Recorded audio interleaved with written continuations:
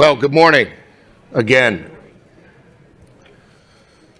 It's great to be here with everyone. I'm Broderick Johnson, and I would be remiss if I didn't start off by saying that I am tremendously proud and honored to be a member of the BEA board. I was asked to join the board several years ago.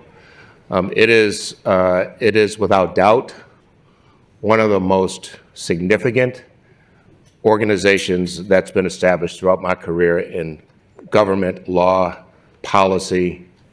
The work that has gone into this organization through the love and dedication of the founders and the board members and the leaders and the partners is extraordinary. So I'm very grateful to be part of the organization and very grateful to be here this morning. So with that, go ahead, John. You can drink some water. That's it. Both of you brothers. So we're going to make this as interactive as we can, as well. So, Ray, if John says something you don't agree with, or vice versa, go at him. Okay? All right. My role is to be the moderator or the referee, so I won't get in the way. It's kind of tough because John's squad is in the Sweet 16 for the first time, maybe in history. I was going to ask him about that. It is really difficult for me to admit to that, but I'm going to. I was going to ask about, did you pick the Princeton Tiger? Come on, you can be honest. Did you pick them in your bracket to go all the way, or how far? All the way? Me or him? No, him. They went in my 64, so. Well, I don't do a bracket. I find it's too nerve-wracking and sort of ruins the tournament for me. But Tosan Awoma, our starting center, worked for us last summer, so we have a big rooting interest in the team this year. And Coach Krill, my old coach, passed away this summer, so we think he's looking down and providing us guidance and making history here. All right. Well, good luck. I picked y'all to win the first two. Wow. Yeah, there you go. I'm a Michigan Wolverine, so we didn't even get through the NIT second round. But anyway, let's talk about why we're here. So both of you have been extraordinary visionaries and fighters on the issues we're examining here, the beginning last night and throughout the day today. This inaugural summit, we're focusing on things like the causes of the persistence of the racial wealth gap, the impact that gap has on the success of Black folks in this capitalist economy, barriers to Black wealth and prosperity, and the topic of this particular session, namely how CEOs and other C-suite execs can lead the path toward expanding Black prosperity. So, gentlemen, let's talk specifically about that path and what it's looked like for you and your leadership and what we are seeing and what we can do about the future.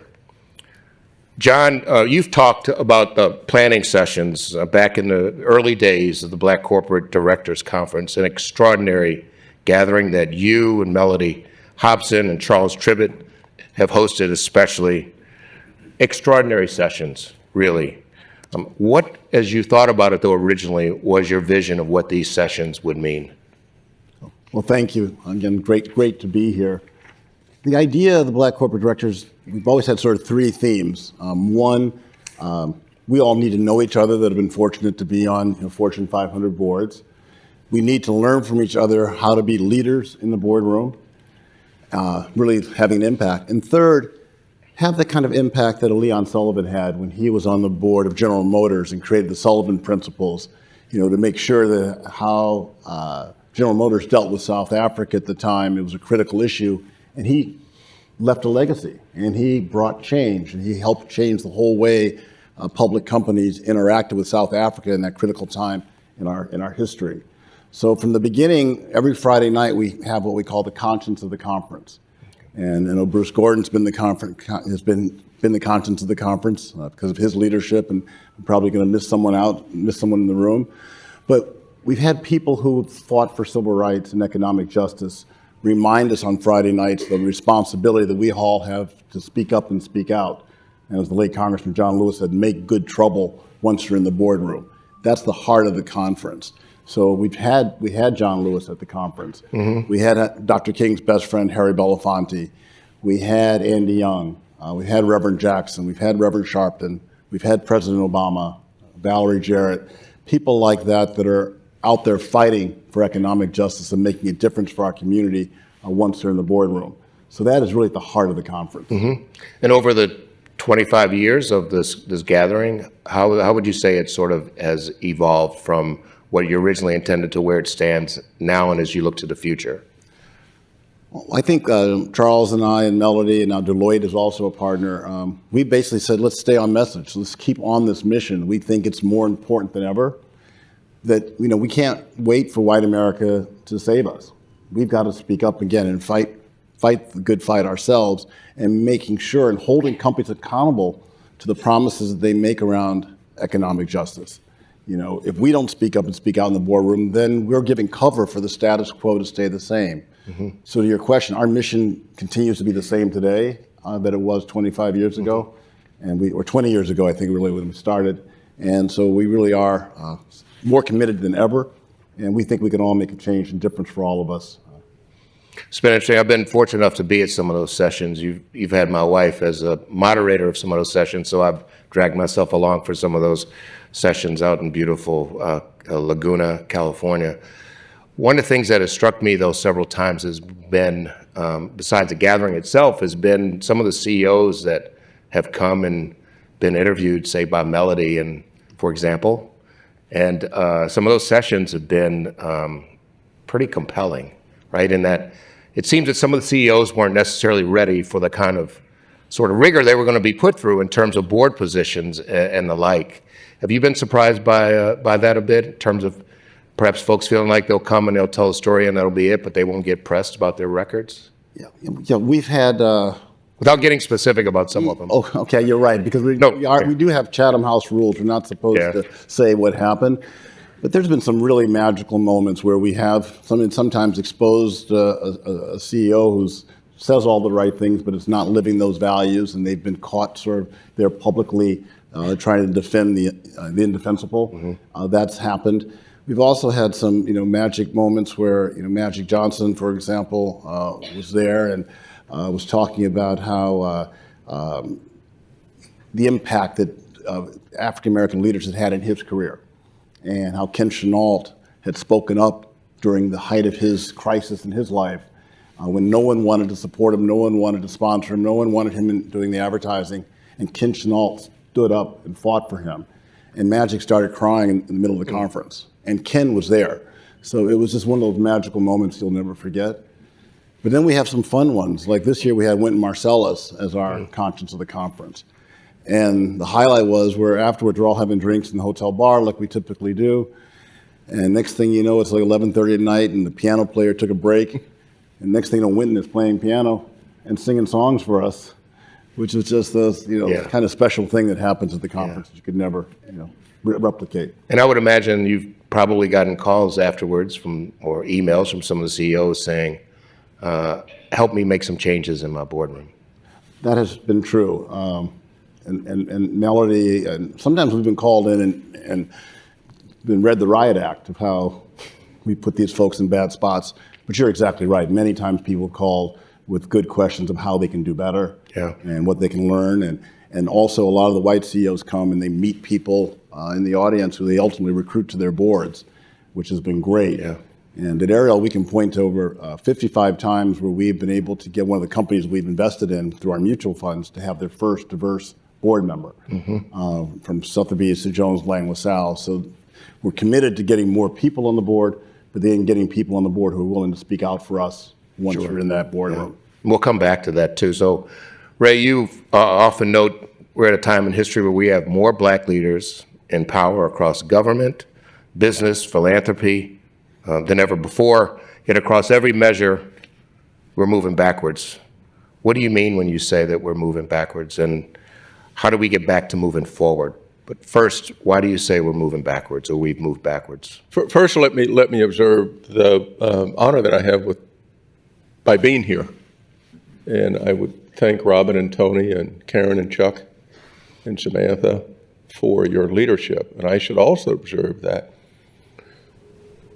and it gets a little tough because you may miss someone, but as I think about my journey, and I think about who's on my left with Franklin Raines, and I think about who's in the middle with Bruce Gordon, and I think about the Palmers, and then I go over here and I see the Colemans and Ed Lewis.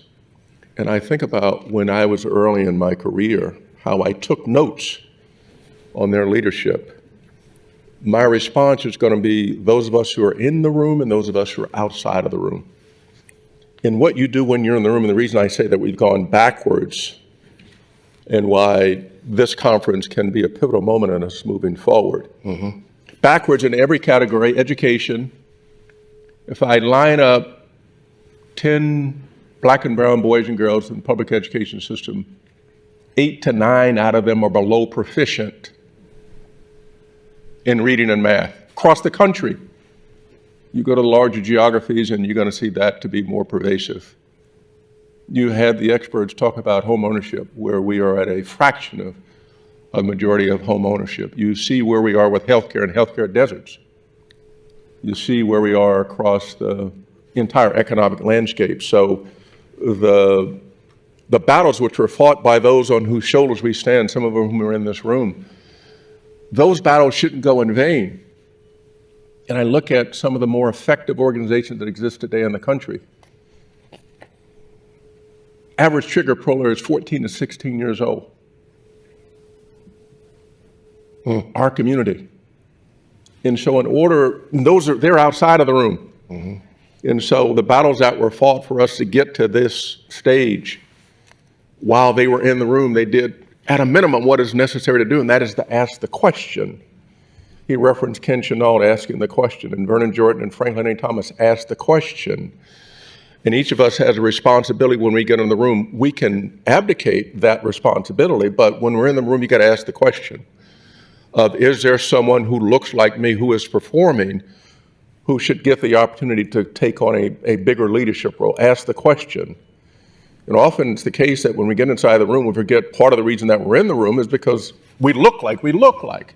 And we have outperformed in order to get there.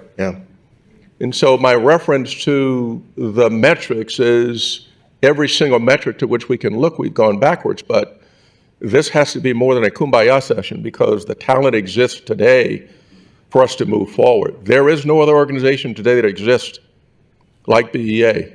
And I can say that given the historical perspective. I was there in the early days of ELC. I was there when CUP started. I look at what BCDC is doing and how John and Melody encourage us when we not only get in the room, what we do when we get in the room. So it's incumbent upon us to recognize not only the history, but it's incumbent upon us to recognize, should we choose to, and I'm not certain that we have an option, to ask the question and to use organizations like BEA that are on the forefront. There are very few other organizations that can convene this kind of talent. So I look at BEA, I look at the foundation of what you're doing in Spelman and Morehouse, and I did see the great leader, Mary Schmidt Campbell. If you don't know her, you should. She's been on the forefront of everything that's happened culturally and educationally in this country, right on the forefront of that. You say the cavalry isn't coming. Pardon? You say, I've heard you say this several times, the cavalry is not coming. Ain't no cavalry. There's no cavalry. This is us. We are the cavalry. And I remember asking the question as I appeared on one of the networks at the George Floyd moment, and I asked whether or not it was going to be a moment or a movement. It seemed like it was just a longer moment. We paused a little bit longer, and rarely, other than conferences like this, do we speak about George Floyd. And DEI is what? It used to be. Now we're in the middle of some challenges on the economic landscape, and it's not clear to me that DEI hasn't been consumed in ESG. And the ESG part of that is more E than S or G. And so the cavalry exists in this room. If we don't get it done, it's not going to get done. They're not coming over the mountains. Right. Yeah. Right? That's not going to happen, right? I mean, prayer's going to help you out, right? Right. Mine has been a walk of faith, so let me acknowledge that. But they asked me how I got it. There are 4 things: prayer, preparation, performance, and when you grow up where I grew up, you got to have a little bit of paranoia. So we are the cavalry, right? We are the cavalry, not kumbaya. It feels good. We all look good, dress up. You got some of the millennials got some tight pants down here. I saw what's back there. But he don't wear socks. I saw back there, he didn't have any socks on. Because they wear John, those. They wear those John, cuffs that cut off the circulation. Can you top that, John? John, why don't you talk about the pipeline, though, right? And your view of the pipeline, right? So it's us, but hey, look, we're getting up there a little bit in age, right? 25 years from now, there'll be an emeritus section over here at this gathering, right? And we'll all be over there. But the pipeline, right? What's your view of the importance of the pipeline and what we need to teach folks in the pipeline, right? That we help to mentor. Yeah, I think that all the organizations we've all been a part of, and I won't remember them all, but the SEOs of the world, and there's so many great organizations, I won't go through them all. They're helping Black young executives, folks in college and business school, and afterwards get prepared for great business careers. Johnny Rice has a great organization, MLT, and et cetera. There should be a training program, a part of all of those initiatives where they're bringing in the great civil rights leaders, before they all pass away, and remind that next generation of leaders of the responsibility, again, that we have to fight for each other and the sacrifices that have been made by so many to open up these doors for our community.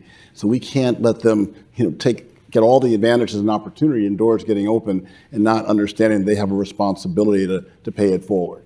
And I think that's really critical, and we got to figure out how to make that happen.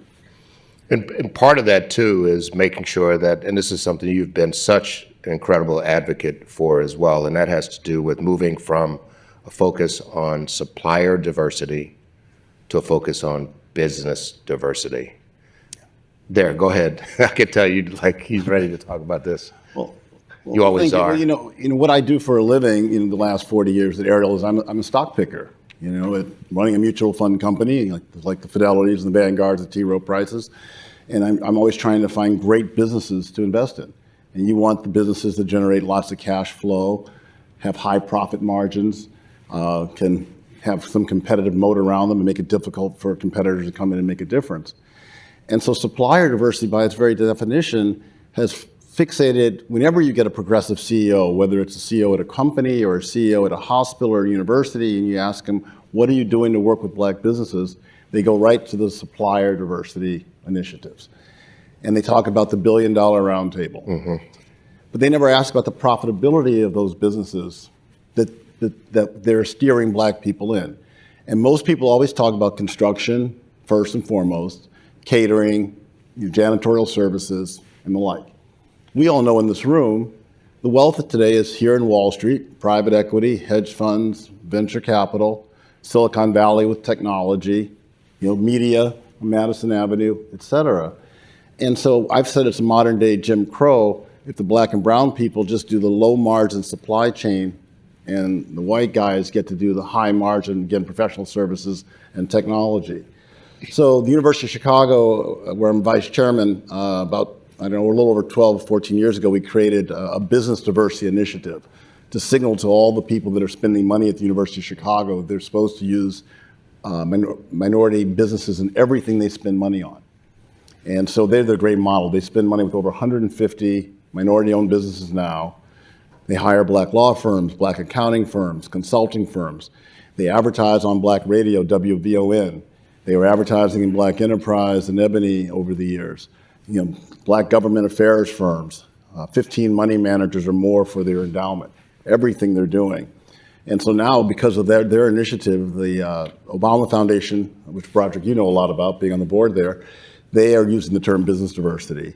And our civic committee, our 84 most significant businesses in Chicago, they are now using the term business diversity instead of supplier diversity to signal where the economic opportunity is. I think messaging matters. And we have to change the message and make sure that we're going to be able to participate in the part of the economy where the wealth's being created today and tomorrow, not where it was maybe 40 years ago when Harold Washington was pushing construction in Chicago. That was great. That was important. But the economy has moved on. And the final thing, McKinsey's done this pro bono work with BCG for our civic committee. They actually came up with the data. In the Chicagoland area, the largest spend is business and professional services, $85 billion, profit margins 5 to 20%. Number 10 is construction, roughly $25 billion, much smaller, profit margins less than 1%. Mm-hmm.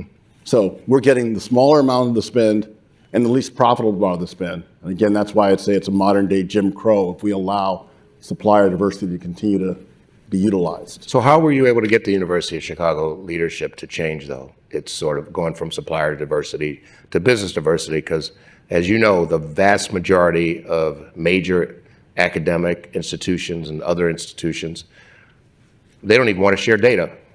Well, that's been heartbreaking. I know Robert Rabin, who's here today, has been pushing the Smithsonian, for example, to share data. That's been a challenge. We have all these large, in Chicago, it's been like pulling teeth to get DePaul, Loyola, Roosevelt, Columbia, and IIT to follow in the University of Chicago's footsteps, the museums, et cetera. So your question, same here in New York, all the major museums, all the major hospitals, all the major universities primarily only work with white vendors outside of, again, the low margin stuff.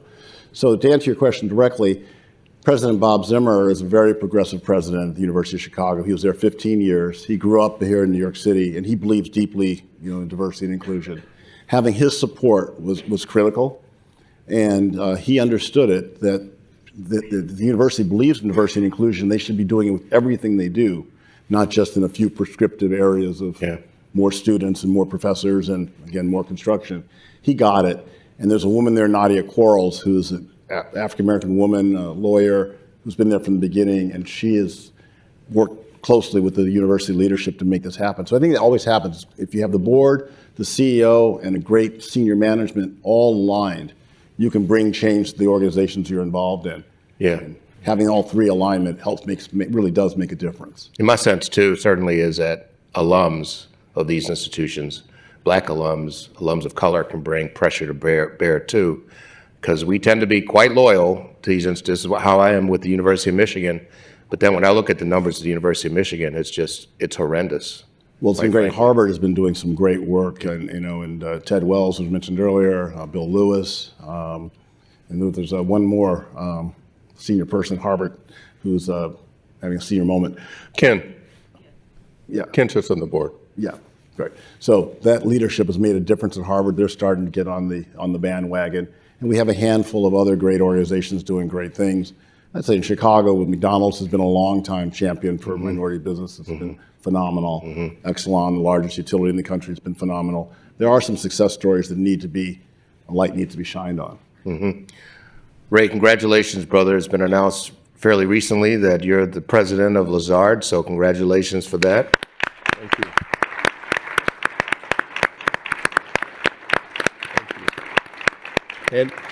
And so in that role, what do you see in terms of your ability to advance the kind of issues that we've been talking with John about just now? When you're in a position of leadership, it's an example, and the number of responses I've gotten from the people of the next generation about what that means is you have to own that, right? You have to own performance, and you got to own leadership. And so in my role as the president of Lazard, it is as much the role there, substantively performing, as is making certain that others, especially those who look like we do, get the opportunity. It's about opportunity. It's about making sure they get the opportunity to come in, to understand financial services, so that they can perform, so that when I'm there, I can ask the question, which I continue to do, about their performance, and to be, I don't really want to call it a role model, just an example, right? So if I'm an example of the possibility, the way that Michael Lawson was an example for me of the possibility, or I see Deval Patrick as a governor, the possibility that we can be in these positions of leadership gives others the hope that they too can achieve that. And the visibility it's not insignificant. I recognize that. So I recognize that in the world today still, if you look like we do and you perform, you're the exception. If you don't perform, I told you so. And so it is very important for each of us to own performance. As the great philosopher of the 20th century, maybe it's the 21st century, told us, and that's Omar in The Wire. It's a game out here. You either play or you be played. And so when you get in a position of leadership, you got to play the game, and you got to play to win. Right? As the other man told us, the great writer told us, play the game and don't believe in it. I have an addendum until you can run it. That, there's this false dilemma or false choice we're oftentimes, though, presented with, that in order to succeed, we have to sort of leave behind concerns about, how black folks do, right? We hear this often. You be an example, you be exceptional, other people will see you and they'll follow that, but you don't have to reach back. I never left. Right? I never left. I'm still from Dayton. I'm still from the neighborhood of Dayton. I still cross a kid over and step back and, What I care about that is nothing. Like, so, that's home. My mother raised me. I got raised in the church. So the foundational values that got me here, that true north never wavers. And it can't be the case that, as I learned early, the same people you meet going up, you meet coming down. And you got to stay grounded. I understand that because that's where the paranoia comes in. I know they're coming at me. I don't take any of this for granted. Every single day I leave home, I got to go play the game. I got no margin for error. There's no margin for error. And so you own that. And I recognize, and I've said at some conference, when you start the game off, black man down 10 points, black woman down 15. Don't get confused about this. And then one thing we should do is, Ray, you've been such a great mentor to so many. So many people come up to me whenever I'm in New York or around the country and say, you've been their mentor, you've been their role model. And you're doing that now with my daughter. So your leadership is so greatly appreciated. Thank you. Thank you. Yeah, great.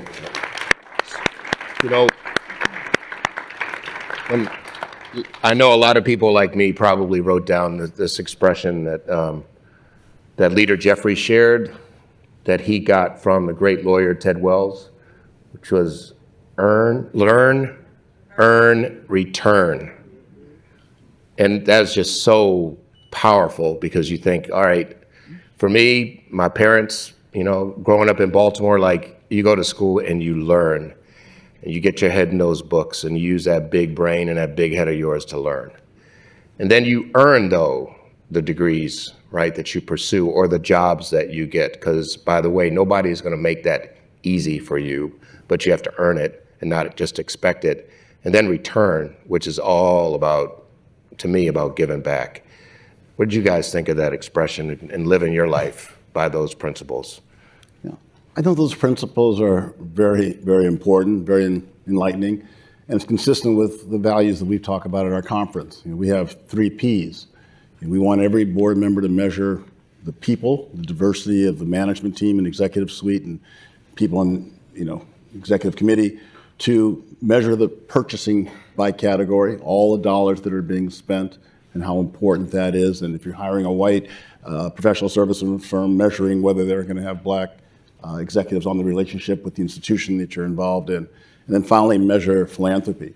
Are the dollars going to historically black colleges and other institutions that are touching our community, not just going to the local opera or symphony or whatever it happens to be? So I think language matters.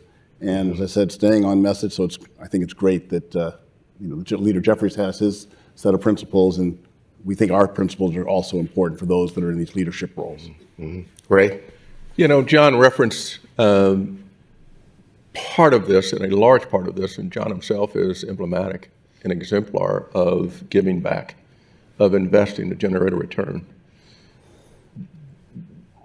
In that dash, which is the time we begin here and the time that we end, there's a legacy to which you can point. And the legacy about which I have and take a lot of pride, one is the family, but the other is the people in whom we've invested. I take the Westmores, the Robert Refkins, or the Indu Okereke who's here, and I take the next generation. And isn't that just a wonderful legacy to say that you had something to do with the future by investing today? I mean, There's a legacy to be had. Isn't that a true legacy, as I reference the people on whose shoulders I stand? The fact that I can say that there are people out there to whom I can point who are excelling on the larger scale, that's a return.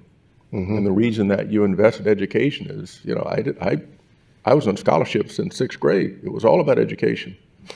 I knew nothing about, the East Coast. They said, why don't you go test yourself against the big boys and girls in the East? I came East and then got 4 degrees after that, right? So that's not lost on the majority. And I'm blessed to be in the position to have Hotchkiss and triple Harvard, right? These boys look at that and they get a little indigestion. They know we got something to deal with. And I'm okay with that. In just a few seconds that we have left, 25 years from now, again, we'll be over here in an emeritus section, and people will be looking over at us, smiling like, oh, you all are old and great. Thank you very much. But what would you say about your vision of success? There are other people in the pipeline who are sitting on this stage talking about BEA in terms of what BEA success has been over 25 years, and what you would say, yeah, they did it right. We did it right. I cannot be more inspired today. More inspired. It looks grim, and for some of it's really grim, but I can't tell you when each of those individuals to whom I pointed came up, there was nobody they could point to. There was nobody I could point to in the world of corporate finance when I came up, and now look at the galaxy of stars out there and what they're accomplishing, and I couldn't be more inspired by the future. Our best days are ahead of us. Yeah, good. And I would just add that I think it'd be great if all of us could be on message, whether it's BEA, whether it's Black Corporate Directors Conference, whether it's National Urban League, whether it's National Action Network, whether it's Rainbow, all the different organizations, and not only the civil rights leaders, but also the political leaders, folks in Washington, on the House, and in the Senate, and in the White House, so that we can all work together. Because to be able to make progress, if we all are delivering different messages and not coming together, we're not going to be able to make as much change and difference and make a dent in this wealth gap, which is why we're all here. So I would hope in 25 years we're all on that same message, on the key themes and the key answers of what we have to do to make a difference and move our community forward from an economic perspective.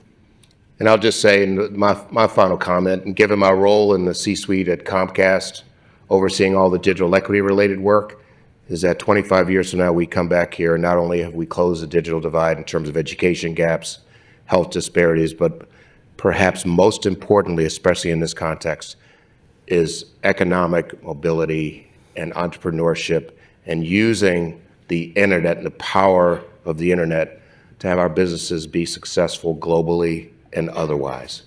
So thank you, brothers. Good luck, Princeton. All right.